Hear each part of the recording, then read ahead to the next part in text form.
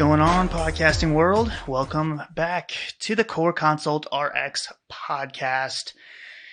We are tackling yet another women's health subject. I gotta say, I love it when you send me a message that we're going to do women's health. I feel very confident. Do you? I feel like I know exactly what I'm talking about. Well, you are a specialist. No, I'm being very, very facetious. But no, this is a topic that I actually don't think that we've covered. Usually we're repeating stuff and no, this is brand new for us. I don't think we've done this. We're doing endometriosis today. We're going to kind of go through a brief overview. We are by no means going to go super in depth, just because brief overview is where our knowledge set kind of lies. So, also full disclosure, we are trying a new audio recording system today, and we are. AJ is monitoring it and all that stuff. However, if the audio sounds weird, because we don't really know yet what it's going to sound like, so if when we go to publish this episode, if it sounds ridiculous, and we never don't publish an episode, right. So regardless of how poor it sounds, you guys are going to hear it. Yeah. So if it sounds like garbage, and you're like, "What did they do?" But we'll fix it next time. This could just make our podcast sound so much better. You never know. Maybe we'll find out. Well, yeah. Stay tuned, yeah. Or you're actually tuned in. So never mind. You guys know. You guys know. We don't know yet. If you're having to crank up the car twice as loud as normal, I hope not. That might be the problem. Yeah. So, well, we'll find out. Yes. AJ, doing okay back there, buddy? Good to go. We're going to get AJ a camera, too, so we can face him. Oh, well. Yeah, that's the next step. Well, but see, he controls the camera, so, it's just going to be on him the whole time. Never going to be on me. I'm going to have an override switch, put it right back on AJ. All right, so endometriosis. It is a fairly common gynecological condition. It does typically affect women during their reproductive years. By definition, it's basically the growth of the endometrial tissue outside of the uterus. Usually, diagnosis happens during the 30s, maybe 40s, but adolescents can also get diagnosed with endometriosis as well. Some of the kind of hallmark symptoms, if you will, chronic pelvic pain, dysmenorrhea, infertility can also kind of be a result of endometriosis. But there are these patient population, that they either find it kind of by accident, but or whatever the case may be, but they basically have no symptoms that we would think of when we're thinking of endometriosis. So asymptomatic patients are out there, but typically the pain is really what drives usually someone to get a workup, because it can be very extreme. And it does tend to be one of the reasons why women end up having to get a hysterectomy, or even being hospitalized because of the pain. So it definitely can affect quality of life in a pretty big way. Yeah. As far as who you're thinking about patients who are at risk for this, so it has a pretty strong genetic predisposition for patients to develop endometriosis. So if a patient has, or a woman has, a first-degree relative with endometriosis, they have a 7 to 10-fold increased risk for having it themselves. So pretty strong family relation there. As far as other risk factors, patients who start menses relatively young, so 11 years old or younger, are at increased risk. If they have menstrual cycles that last less than 27 days, and if they have heavy or prolonged menses, those can increase your risk as well. It's also been shown that regular exercise can lower risk. So regular exercise for more than 4 hours per week has been associated with a lower risk. But yeah, those are some things to look out for when you're kind of working up your differential. So much like a lot of conditions that deal with the menstrual cycle in general, estrogen and progesterone are kind of very important aspects of it. So estrogen tends to have more pro-inflammatory effects on endometrial cells specifically, and progestins tend to inhibit the inflammatory pathways and induce apoptosis in endometriotic cells. So endometriotic tissue does have an increased expression of two separate enzymes. So increased of one, decreased of the other. I said that wrong. Increased expression of aromatase enzyme, and then decreased expression of 17-beta hydroxysteroid dehydrogenase type 2, which basically results in an increased concentration of estradiol. The estrogen then, can stimulate the release of these inflammatory cytokines and, activate that COX-2 pathway. And endometriotic lesions tend to have a decreased progesterone receptor expression and an absence of progesterone receptor B, which basically ends up leading to incomplete transition of endometrium from the luteal phase to the secretory phase of the menstrual cycle, and can start causing pain and inflammation, and fertility as well can also be directly kind of attributed to the inflammation, as well as the anatomic abnormalities, such as like ovarian cysts. And these can lead to blockage of the fallopian tubes, which basically is hindering the oocyte from undergoing embryo development. The inflammatory cytokines can damage sperm DNA, as well as cell membranes in general. And then, hormonal dysregulation also obviously can lead to irregularities of the menstrual cycle and altered oocyte embryo quality in general. So infertility is definitely something that we have to keep in mind, and also too can be one reason why we discover endometriosis in a patient who is asymptomatic as well. I don't know that I've ever really said oocyte out loud. That's how you say it. As far as I know, oocyte. Just give the double O. Oocyte. Yeah, I put it in. I think maybe it might have been this past year, maybe the year before, but I actually put it into Google. So I had an argument with somebody about that, and I would put it into Google. Pronounce. Yeah. And it was like, uh-oh. I was like, uh-oh. Yeah, uh-oh. Yeah, it looks like I'm right. Uh-oh. Site. Yeah. I think we'd all know what we're talking about, though, if we said either way. Yes. So live your dream, however you want to pronounce it, everyone listening. There you go.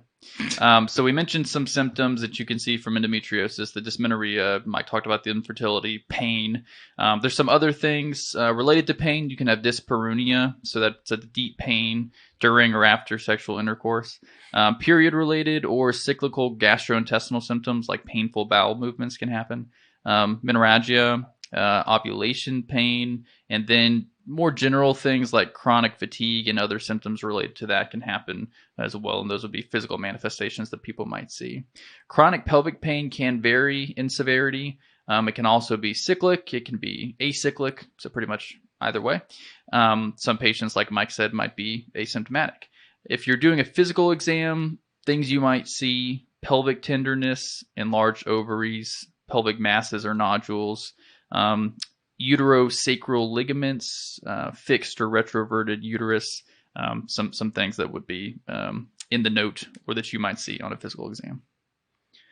So as far as like the definitive diagnosis of endometriosis, technically we would need to do, a laparoscopic procedure to kind of assess for those endometriotic lesions. So that is usually kind of saved for after some empiric therapy options are utilized, so like some hormone therapy and whatnot. But eventually, the laparoscopic procedure is usually done to kind of assess and see if there's those lesions are present. And also, it's recommended that during the procedure that any visible lesions are removed if possible. Some patients who, if they do not desire future pregnancy, then there is the option of getting a hysterectomy or oophorectomy. And the problem is that surgery does not even guarantee like full relief of symptoms. There was also kind of a debate where, whether or not we should continue hormonal therapy directly before or after the procedure. So short-term adjunctive hormonal treatment does not improve surgical outcomes. However, a lot of these patients are going to tend to be on the hormonal therapy up until that point anyway. But if they haven't been taking hormonal therapy, it doesn't really make a lot of sense to start them before the procedure. You don't get any added benefit or better outcomes. Hormonal treatments for secondary prevention, and that can be oral hormonal contraceptives, or it could be like a progesterone-releasing IUD. And doing that for 18 to 24 months has been shown to prevent the reoccurrence of some of those lesions. So that is something to consider. But again, we're going to probably go to some of our more first-line, more mild agents to try to treat what we think is endometriosis pain before necessarily going through the laparoscopic procedure to truly diagnose it. Right. And we mentioned the physical exam and stuff, but it can be difficult. Anytime you hear somebody having abdominal or pelvic pain. It can be pretty nonspecific. It can be a variety of things. So teasing it out can be difficult. So first line, kind of more mild treatments, like Mike said, NSAIDs for the pain. Oral hormonal contraceptives, combined hormonal contraceptives are going to be a mainstay early therapy.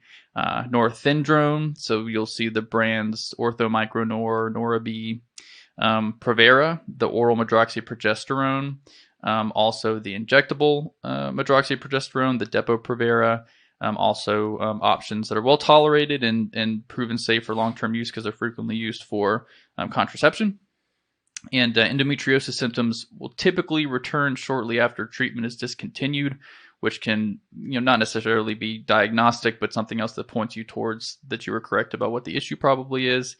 There isn't really any studies directly comparing these, so it's kind of like treatment between preference of the patient and side effect profile and that sort of thing. So as far as dosing schedules for especially the combined or hormonal contraceptive, we've typically kind of dosed them cyclically. So 3 weeks of active hormone followed by 1 week of placebo, so allow for patient to have a period. In 2003, there was a prospective trial that basically demonstrated that continuous dosing may be more efficacious than cyclic dosing. So individuals with recurrent, especially post-operative dysmenorrhea, were switched from cyclic to continuous dosing and reported significant reductions in pain. Other studies have shown similar results as well. And so the guidelines do specifically recommend continuous dosing. If you're treating a patient for endometriosis, endometriotic pain, then continuous dosing would be ideal. And then due to the sort of proposed estrogen dependency of those endometriotic lesions, consider initiating patients on a combined hormonal contraceptive at the lowest effective estrogen dose to sort of limit that possibility of worsening the estradiol, basically encouraging those lesions to grow. Yep. So kind of summing up a little bit of that, empirical treatment for the pain, if you don't have a specific diagnosis, will probably be done with the oral contraceptives or the progestins. The preoperative and the postoperative hormonal treatment should not be initiated with the primary goal to improve surgery outcomes. The operative laparoscopy is the preferred treatment option for women with infertility from endometriosis who want to become pregnant. If they do not, or they fail the more conservative options, the hysterectomy, oophorectomy may be considered in these women. So what happens if those don't work? Well, that's the real question. I think we just give up. I don't know, Cole. We don't give up. Never give up. We keep digging. Well, maybe at some point, but we keep digging deeper. So to get into more of our specific, more specialized meds, if you will, we have first up is our gonadotropin-releasing hormone agonists. And you'll see here in a little bit, I think we'll talk about the antagonists as well, which can get a little confusing because why are we using agonists and antagonists together? But we'll talk about that in a second. We have a few different options. There's leuprolide. There is neferlin, which is an intranasal formulation. There's a couple others like goserelin and things like that. That one's sub-Q. But basically the mechanism here is that you are binding these agents to the gonadotropin-releasing hormone receptor, which stimulates the pituitary to produce the follicle-stimulating hormone as well as luteinizing hormone. And then basically over time, with continued treatment, the pituitary decreases this secretion of follicle-stimulating hormone and luteinizing hormone, basically because you're trying to because of the downregulation of those gonadotropin-releasing hormone receptors and the pituitary desensitization, secretion. And so the fall of follicle-stimulating hormone and luteinizing hormone levels basically suppress the ovarian follicular growth and ovulation.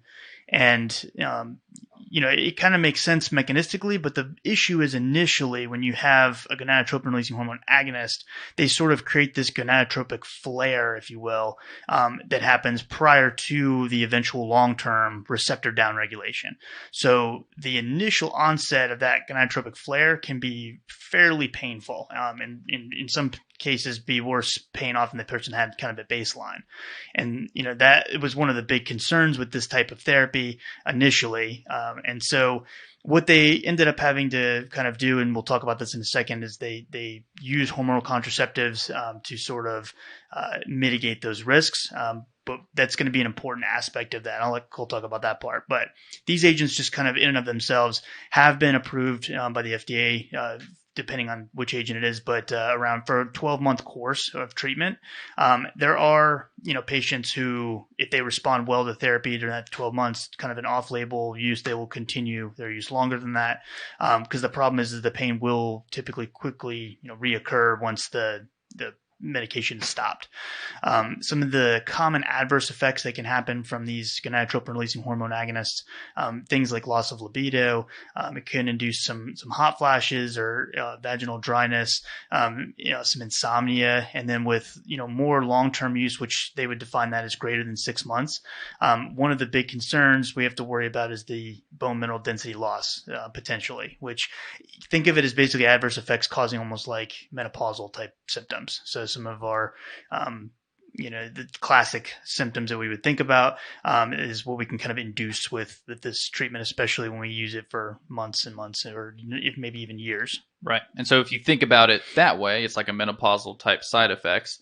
Then, what would be potential treatment for some of those side effects? It would be hormonal contraceptives. So they have what they term in the women's health in field, the literature, add back therapy. So they call it that, I guess, because frequently these patients will be on the hormonal contraceptives, and then I guess when they were looking into the gonadotropin-releasing hormone agonists, they would stop those, add on the gonadotropin-releasing hormone agonists, and then they'd have these side effects, so they'd add back the hormonal contraceptives to mitigate those side effects.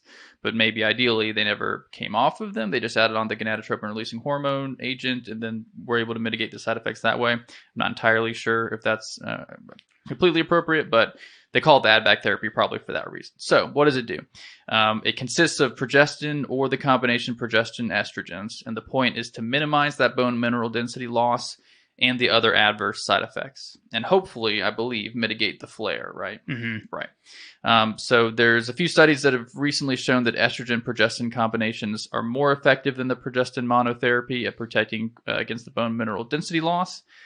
So I think of estrogen-progestin combinations being more effective in reduce for contraceptive, and so I'm going to think of them as being better for bone mineral density loss. So think about this though: it's the combination, but they're different doses than we typically see for combined hormonal contraceptive. Right. So that's the other key takeaway too. And that's partly why they refer to it as add back, because originally we would stop. We may do the hormonal, like the original combined hormonal contraceptives initially to kind of mitigate that initial flare, but then they would stop those and kind of let the therapy go on as monotherapy. They added back some of those hormones, but in different concentrations than we would be if we were doing hormonal contraceptives. So that makes more sense. So it's different doses than they were initially on, even early in their endometriosis treatment. I understand. And it's because that when you add higher levels of estrogen, you're basically negating some of those anti-estrogenic effects that are supposed to be there to alleviate the endometriosis pain to begin with. So that's why if you look at like what we actually use for add back therapy options, like Cole said, we can either use a progesterone only, which could be like norethindrone 5 milligrams, or we could use something like Premarin plus norethindrone. So Premarin being like the conjugated equine estrogens, the 625 milligram estrogens, but it's different than the ethinyl estradiol. Even if the dose is different, like the way it's actually leads to systemic concentrations, it can be a much more pronounced effect with the combined hormonal contraceptives, even though the milligrams to micrograms and all that doesn't add up. I found a paper one time that I can try to find. I need to find again just in case anybody's interested, but that basically walked through basically the doses in formulations of the different estrogen products, whether it's the menopausal hormonal therapy or hormonal contraceptive, and showed like the serum concentrations as a result. And it was very confusing to see it, but it made more sense. This stuff made more sense when you can see how that affects. Gotcha. There's also the transdermal estradiol, like the Vivel Dot, that you can do the twice weekly transdermal patch, that you can add the mejoxyprogesterone acetate, the Provera, to that as well. There's also the oral estradiol that you could do plus norethindrone, but you get the idea. Basically, those are some of you're using more like hormonal, like menopausal therapy than you are the contraceptive therapy. So just to kind of drive that point home. But it is basically recommended to start add-back therapy on the immediate initiation of the gonadotropin-releasing hormone agonist. So that also helps, like Cole was saying, to mitigate that flare. So we don't have to, we used to just do like a 3-week course of hormonal contraceptive to mitigate the flare. Now this mitigates the flare and long-term prevents that bone mineral density loss. Yep.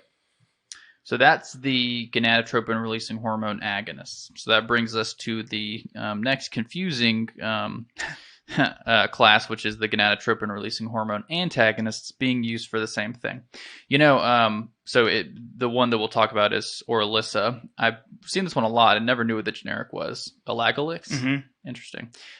Personally, I've definitely seen this more often, and I think the reason is probably that the reason these can be used also, like the agonists, is the agonists end up downregulating those receptors over time after the flood of the FSH and LH. The antagonists kind of skip that flood portion and skip that downregulation portion and just block them, competitively inhibit them entirely. So they competitively inhibit the gonadotropin-releasing hormone receptors in the pituitary to rapidly decrease circulating estradiol and gonadotropins. So to me, it kind of skips a step. It's a little more efficient and it's a little bit newer. So that's why this one would be used more often and why they had the agonists maybe in the first place. It has similar efficacy but better tolerability versus the agonists because you don't have that flare, so you're not going to see the side effects that are frequently associated with the agonists. It effectively downregulates the same hormones as the agonists. There's a quicker onset. You don't get the painful flare, like I said. The problem is if they didn't respond to the agonists, they're probably not going to respond to the antagonists either, because they're ultimately doing the same thing down the line. That doesn't mean you can't have adverse effects. There are still a variety of adverse effects associated with them. Headache, nausea, anxiety, still hot flashes, some breakthrough bleeding and spotting. You can have hypoestrogenic adverse effects, just like with the agonists long term. You just kind of skip the flare portion of the adverse effects. So still the hot flashes, you might have increased lipid levels, and still the concern for bone mineral density loss. The side effects were milder versus the agonists. The add-back therapy was not used in clinical trials, so it's not really clear whether the add-back therapy would be appropriate to minimize these adverse effects. Seems like it would make sense though, but it's not in the studies. It does not fully suppress ovulation, and the effect of the antagonists on pregnancy is not known at this time. So it's recommended to use non-hormonal contraceptives, so backup contraception, to avoid pregnancy while they're taking this until we know more. So that would be pregnancy category D if we had to toss one in there, but we're not going to do that because we can't do that anymore. Might be actually C. Maybe. Yeah, I think D. We'll C. I think that'd be C. We're going to settle on C. I'm settling. Done. Set. AJ Market C. Done. All right. So the last but not least, we're going to talk about danazol, which is basically an androgen compound that it serves as very kind of, I would say, almost third line now, just because of the side effect profile, and a lot of patients have a hard time tolerating it. But it's basically working to inhibit the endometrial tissue growth. It also helps to induce endometrial atrophy. It causes amenorrhea over time because it causes a hypoestrogenic, hypoprogesteronic environment, and it can help with the endometriotic pain. However, the adverse effect profile is pretty substantial. So when we think of androgens, we're thinking of like basically unwanted hair growth. We're thinking of increased sebum production, which is then going to lead to acne, things like weight gain or bloating, fluid retention in general can happen. So if a patient has any kind of underlying condition that edema could potentially make worse, whether it's vascular or cardiac or whatever, that can lead to issues. It can also increase lipid levels, and so women who have hyperlipidemia or liver disease can also be a factor. Of either one of those should not be initiated on this medication, and it is a teratogen as well. So barrier contraception actually needs to be used in conjunction with this to avoid pregnancy, at all costs. It was kind of formally back in the day considered like the gold standard for endometriotic treatment, but it's basically limited now because of its androgenic effects, and we have better options. That while much more expensive, they give a much better quality of life. So this has definitely gotten pushed down the favorability chart here, but it is still out there. It's an option, so it's one thing we got to at least keep in mind. Yep. So this is not an uncommon disease state for younger patients to have. So thinking about adolescents with endometriosis presenting with secondary dysmenorrhea, thinking about the Depo-Provera shot and the gonadotropin-releasing hormone agonists, they should be used with caution due to the bone mineral density loss concerns. So there are some treatments of choice. Dysmenorrhea in adolescents is typically treated empirically. So the first line options would be NSAIDs and the combined hormonal contraceptives like we referenced earlier, kind of those milder treatment options. Try them for at least 3 months and you can reassess the pain relief. If it persists after 3 months, the combined hormonal contraceptives may be switched from cyclic to continuous dosing, like Mike had referenced earlier, instigating amenorrhea and hopefully having slightly better outcomes. If therapy fails, then the first line options typically include maybe the laparoscopic diagnostic procedure or treatment surgery, because failure correlates highly to a diagnosis of endometriosis. So this is patients with secondary dysmenorrhea at higher risk for endometriosis. In adolescent patients. Yeah. Yes. So as far as, how we monitor outcomes with this, it's really going to be based on the patient's subjective relief of their symptoms. So that we have things, for example, like the endometriosis treatment satisfaction questionnaire, which is going to measure patient-reported pain before and or during periods, pain during and or after sex, endometriosis pain in general, occurrence of bleeding or spotting, tolerability, overall satisfaction, and it basically uses the 7-point Likert scale. And then it's a good way of kind of getting a baseline and then kind of measuring and quantifying, if you will, the change with the medication and therapy options that were selected. And there's others as well. There's another validated outcome test called the Medical Outcomes Study Questionnaire, short form 36 Health Survey. Whoever named that needs to go away. It's abbreviated as SF36, and it's a pretty good abbreviation for the awful name. It's a much better one. I feel like that's like a radioactive. It makes sense why it has radioactive compound or something. Yeah, SF36. Like sulfur 36 radioactive. Don't touch it. Could also be like a football player for the 49ers. Maybe. San Francisco 36. I like mine better, but whatever. Okay. I'm just kidding. You win. All right, fine. Yes, AJ, you heard it. All right, so I did. If you guys are interested in seeing a copy of this, you can get one off of the Instagram page for the podcast. But I made basically my version of a treatment algorithm, if you will. Hopefully, this is helpful. I need flow charts for stuff. To get my simple brain to kind of like map these types of things out. I need flow charts. But so I kind of made this. It's a very simplistic form, but hopefully it can help a little bit. But basically, it's considering an adult with endometriotic suspected or pain due to suspected endometriosis. We would do empiric therapy typically to start, whether it's NSAIDs, oral combo hormonal contraceptive, oral progesterone, Depo-Provera, whatever the patient's comorbidities or wants and needs are, we can kind of pick and choose from there, or maybe start with one and go to another and whatnot. Once we've kind of gone through empiric therapy, it's not responding, the patient's still having pain, maybe the pain's getting worse, then at that point we probably need to go ahead and do a laparoscopic diagnosis as well as that surgical ablation of those lesions, and anything that's visible, we kind of remove those so we can kind of get the process started.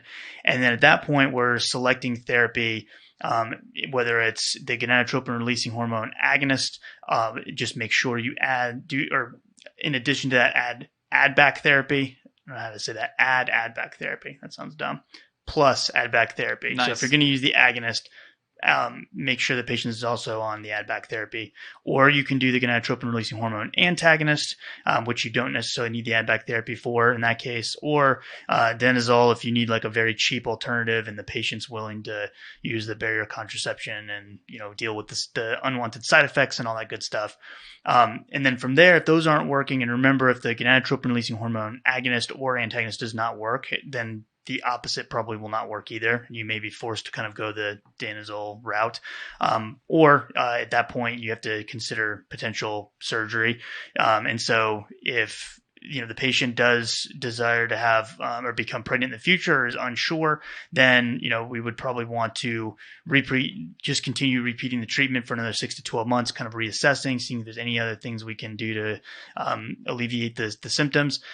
Or if the patient does not desire a pregnancy, then a hysterectomy or oophorectomy can be warranted at that point, and hopefully that will alleviate the pain and symptoms they're having, but even that's not guaranteed, unfortunately. But very simple algorithm. I just kind of made it to keep it straight in my own head. So like I said, if you guys want to see a copy of it or want a copy of it, go onto the Instagram page. You can just screenshot it. Let me know what you think. Or if you think it's terrible, let us know too so I can fix it. That'd be appreciated. So that was good. Thanks, man. I let our women's health nurse practitioner, Miss Patty, I looked at it and said, is this makes some kind of sense? And she goes, yeah, looks good. Like, all right, good enough for me. If Miss Patty says it's good for me. So, but yeah, man, that's all we kind of got. So like I said, it's going to be a brief overview. Yeah, I think we nailed it. I think the main thing, Cole, you always think we nail it. Well, You're so positive. I am, and I'm an optimist. That's good. But it depends. Well, anyways. Yeah, one probably very difficult thing about this disease state that we didn't touch on much is the differential and kind of working through whether it is endometriosis or not. But we, touched on it a little bit about what to do if it's suspected. But that's difficult from a practitioner's standpoint. Yeah, and we did go back through when we were talking about some of the menstrual related disorders and whatnot. We talked about getting different labs and stuff. So if you are interested, make sure you go back and listen to that. Mm-hmm. I know we have one on dysmenorrhea. Yeah, and we did amenorrhea. We did heavy menstrual bleeding. We have a whole playlist of women's health topics. We do. So I can't believe it.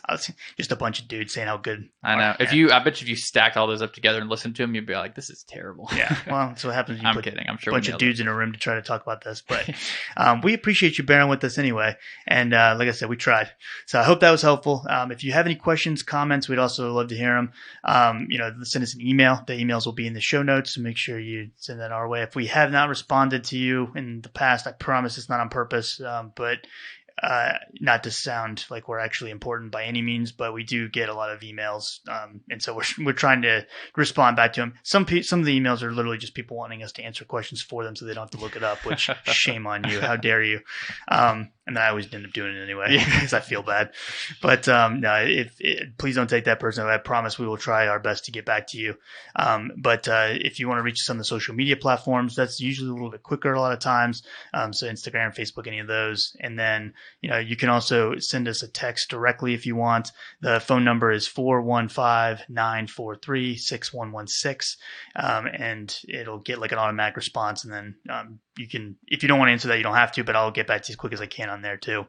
Also, if you like more lecture style, like if you want to see slide sets on endometriosis, for example, make sure you check out Patreon. It's $3 a month or like $30 and some change to register for the year. You get access to like 100 different pharmacotherapy lectures. I'm going to start trying to have 2 different lectures uploaded a week and with the slide sets and all that good stuff. So check that out if you want. We use the money to support more equipment and better quality of the show. Hopefully this audio isn't terrible, so I don't eat my words on that, but we're trying. But so it definitely helps us out so we can keep on bringing you guys content. And we just appreciate the support, and we'll see you guys in the next time. Have a good one.